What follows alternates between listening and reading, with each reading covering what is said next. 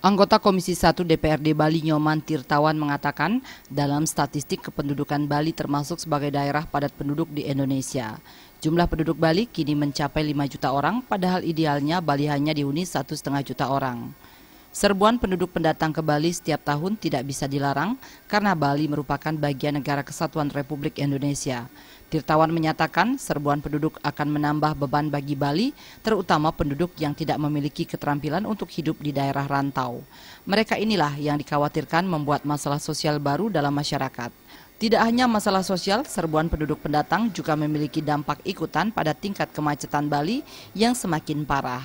Kemacetan akan meningkatkan emisi gas kendaraan, sampah, dan beragam masalah lingkungan lainnya.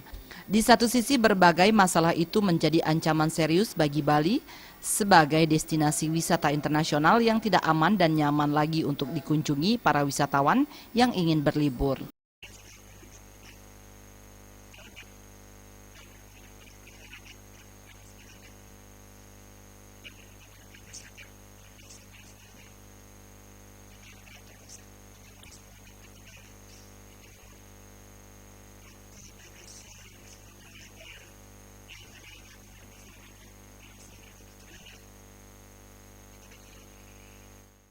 Nyoman Tirtawan meminta pemerintah mampu berperan lebih aktif dalam menjaga Bali dengan mengendalikan serbuan penduduk pendatang tanpa identitas dan keterampilan.